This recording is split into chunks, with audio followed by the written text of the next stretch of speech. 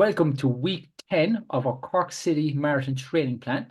I am joined by regulars, Manchester bound very soon, Brian Ahern. Brian, how are you? All good. Yeah, good to be back. Week 10, double digits. My God. Double digits, that's mad stuff, isn't it? It's mad stuff.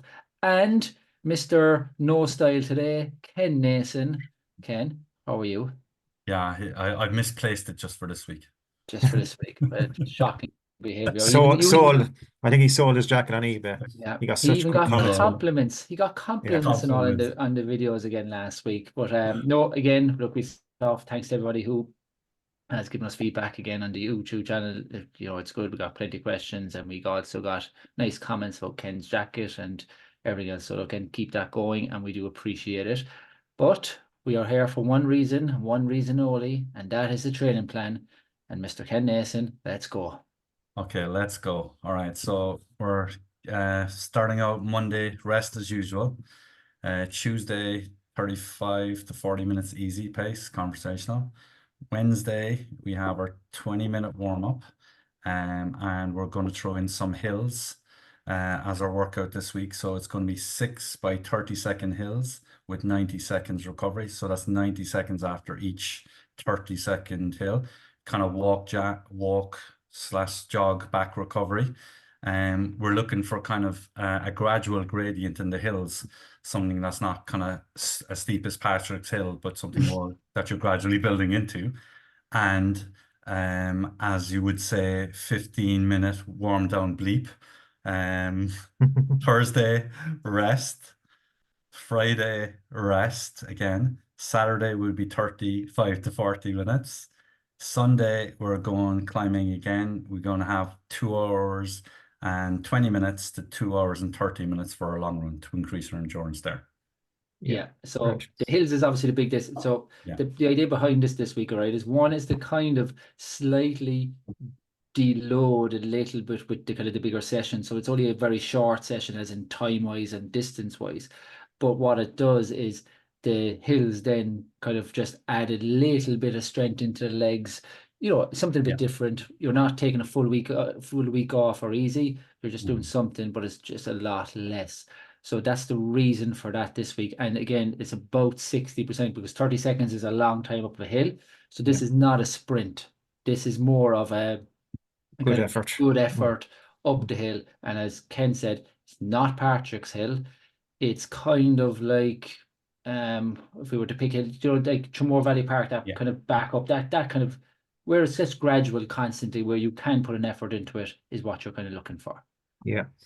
Like I also say about hills, I think a lot of people would say like they're like going to the gym for runners, and that you're targeting those specific muscles and it will strengthen your legs all around. So it's a good session all around. A short session, as you said, but a very beneficial session as well. Yeah, exactly. And I do think after this plan has finished and people are, when the marathon's done and it's something that people can easily include into their sessions and knock it back. So, make it 10, 12 seconds of hills and you Yeah. kind of build it up like that because it does add great strength as well for it. Yeah, I think just in the long run, again, it's 2 hours 20 to 2 hours 30. Again, quite significant. It's going to pushing a lot of people now again. Again, just plan it out ahead. Make sure you fuel right. Make sure you have the hydration side of things right. Plan your route. And again, if you need to build in some walking into that, we spoke about it briefly there in the past. If you are struggling, with the long runs, don't throw in the towel. Just revisit what your plan is. Maybe bring in the run walk technique. Slow it down maybe.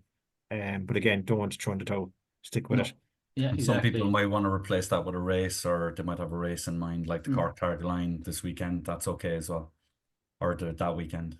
Yeah. Yeah. So look, there's plenty of options. Again, people message us if you want. There's no problems.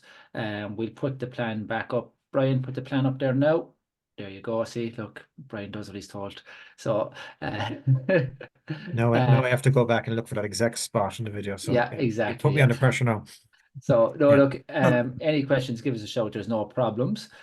But we will move on to our competition. So last week's competition, we had a brilliant one from Bio Riche. So a massive thank you again to Damian. And this week's winner is, drum roll please,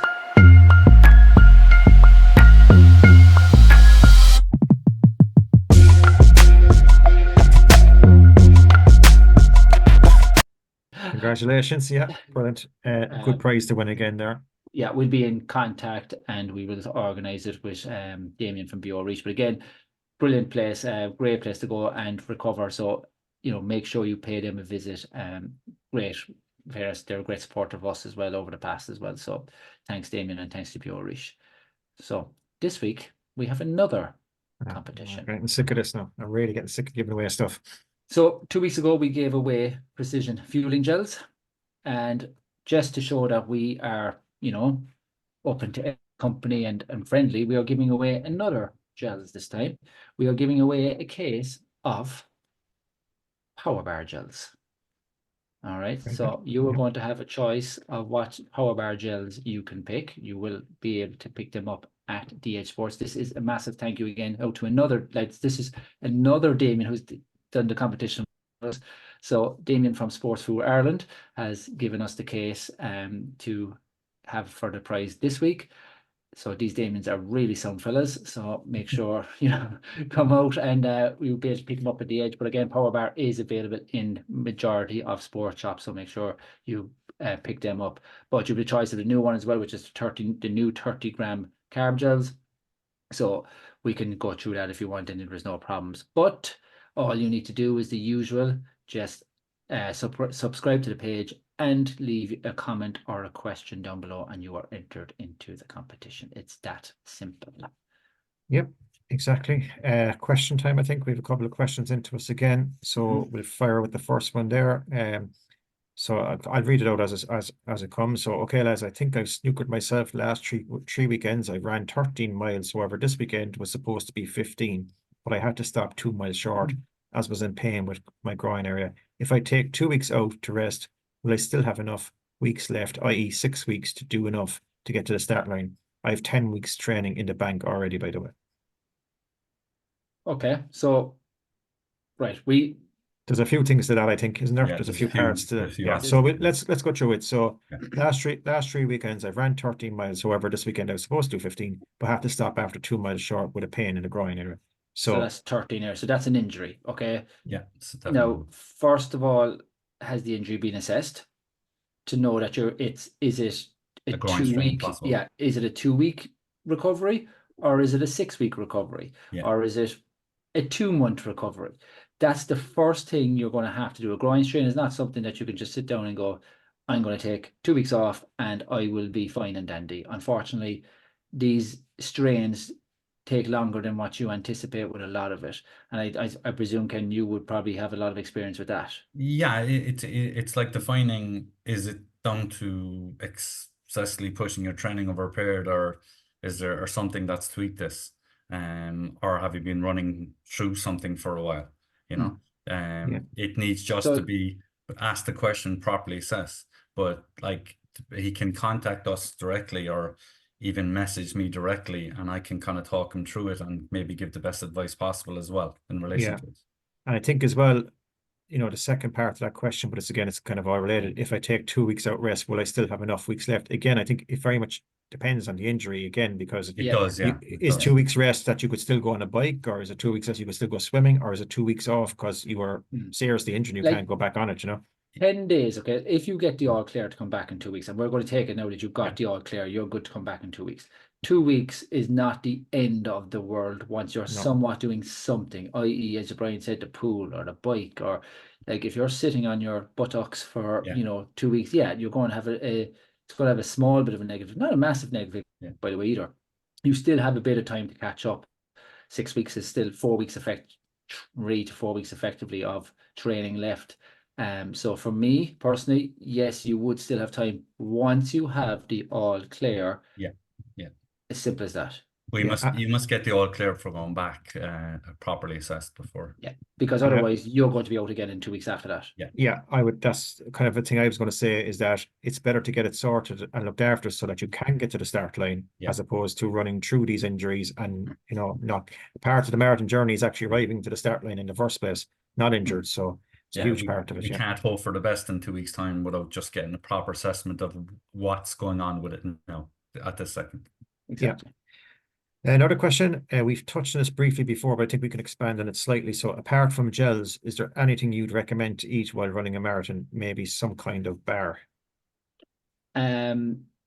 Yeah, loads. There's So loads, yeah. again, yeah. So again, if you can't gels, and we've discussed this before, some people can't take gels, and totally understandable. What some people will take is the jellies, which is Cliff jellies or PowerBar jellies. Absolutely perfect. You could also go probably now the problem with the bars is they're a bit heavier. They're a bit heavier on your stomach. So we just take Cliff bars, for example. They can be that bit heavier on the system. You really would need to be training with them a bit to make sure that you can actually take them. Other thing, again, drink mix. If you had someone that can give you the drink mix with the carbs already into it, that's another option. Again, banana, roast chicken, dinner, if you wanted it to be. It's Trial like and error. it's what works for you, and you're the person who has to try them. Like there's loads you can try. Again, if you ever want to come out, if anyone wants to, if it's around, come out to the Age Sports, and I will happily go through with you different ideas for you. But at the end of the day, with nutrition along with everything else, it is very much trial and error. And what works for me will not work for Brian, and that will not also work for Ken. Yeah, Yeah, that's true. 100%. Yeah. Next one, this is a very good question. We haven't had this before, I don't think. So highlights for these longer runs, what's a good time ratio to eat before heading out? Working off the basis of only having gels in play while I'm running.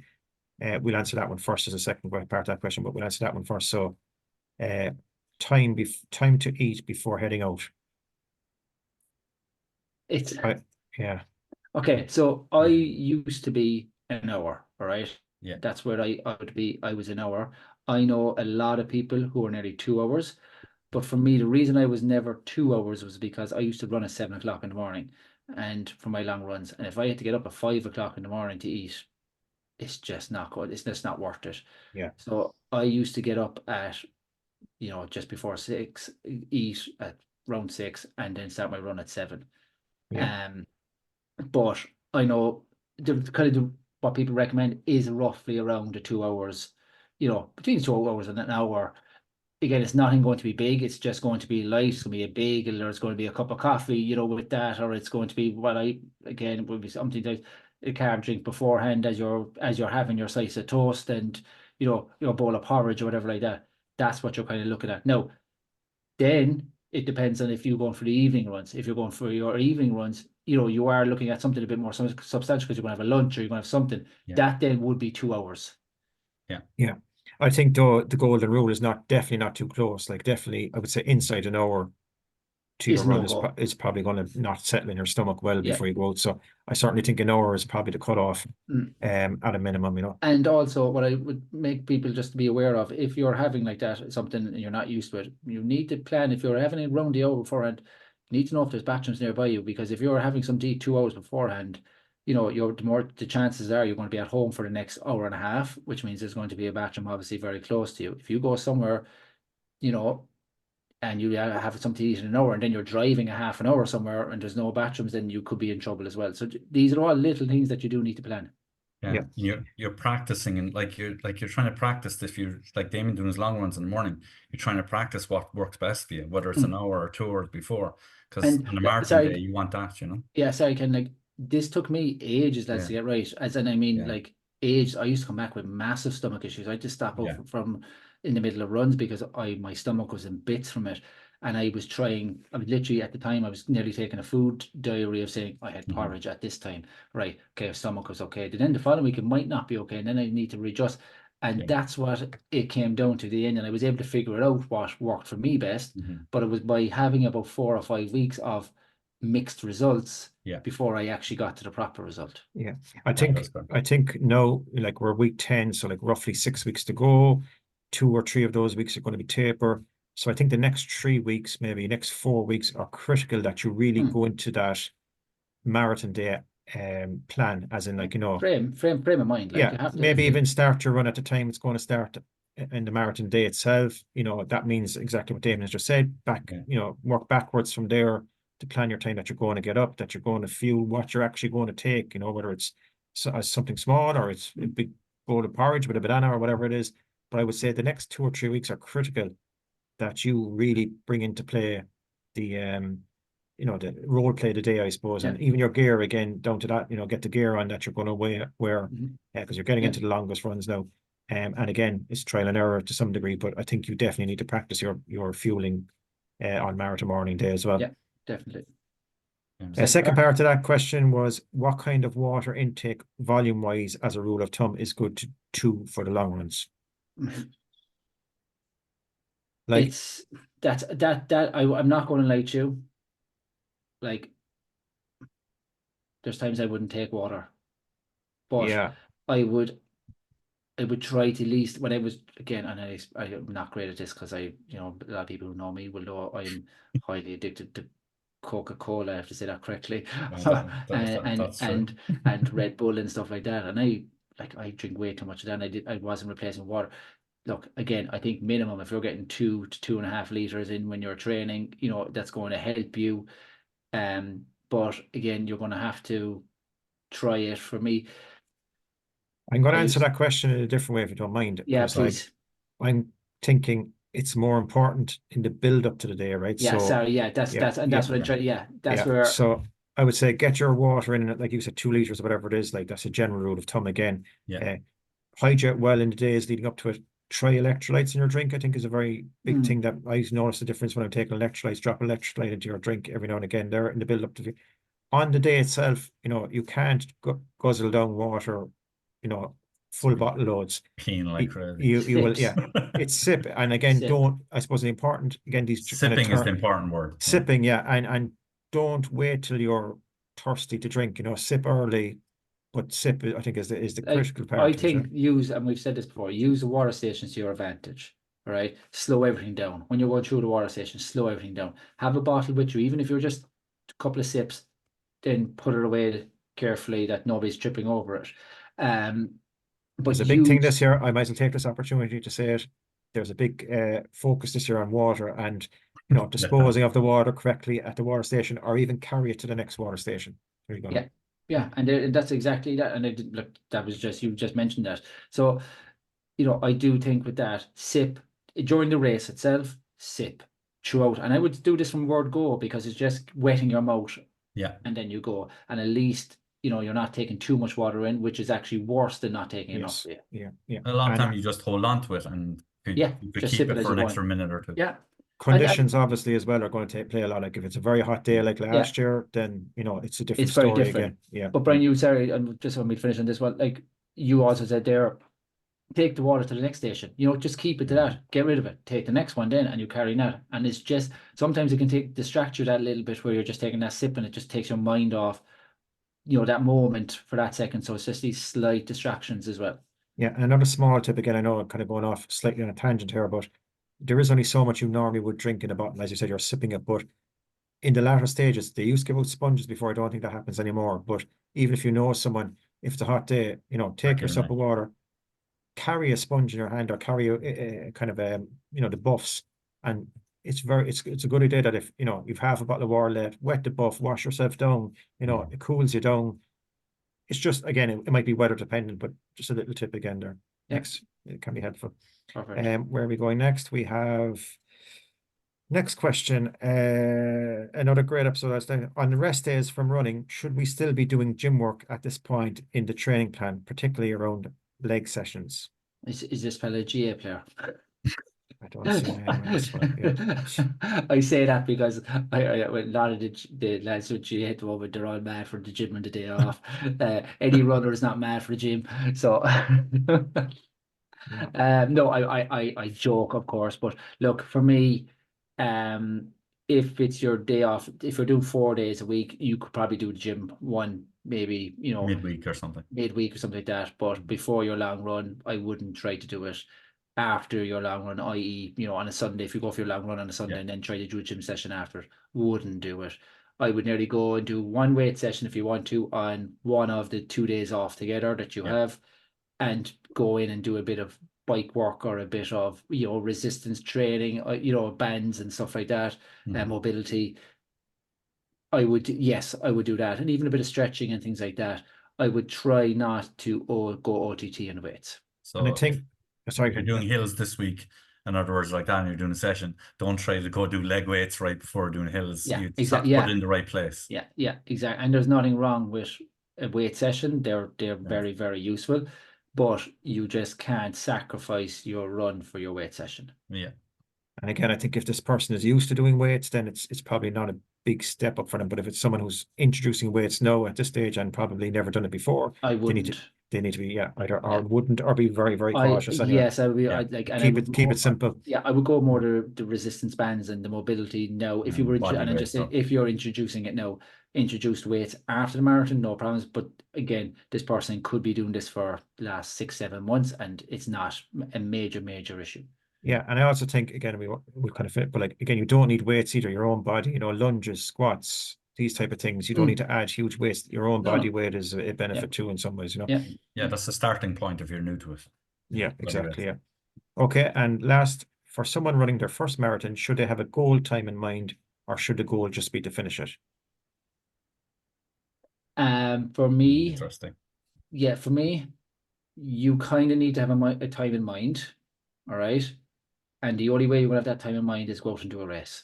So I would be interested to find out, has this person done a race of any 10 mile or half marathon, even if it had to be a 5 miler. We could then work off roughly what your marathon pace should be. We can then have a look at what you're doing your longer runs in, and you're like, there's a bit involved in sometimes of going. It's not just going, I want 5 hours. All right, you can say that, but one is, are you in 5 hour shape? You're roughly now 6 weeks out, 7 weeks out, whatever it is. You're kind of going to have to start to know now. Nothing wrong with giving yourself a time though. And I think you hit an nail there, because like the worst thing you want to do, like the question says, or should the goal just be to finish it? The goal should, yes, 100% to be to finish it and enjoy it. That's plan A. Yeah, that's plan, and enjoy it. Enjoy it. But you won't enjoy it if you go too fast. So I think that's back to Damon's point in that you kind of need to have some idea. Like, if you think you can run 8-minute miles for a half marathon, but you're not going to get at 15 and 16, you're in trouble. There's a long way to go then. So you need to be realistic. The more realistic you will be, the more you'll enjoy the day. And like, it is a challenge. There's no point in saying anything otherwise. It's a challenge. So don't make it any harder than you need to.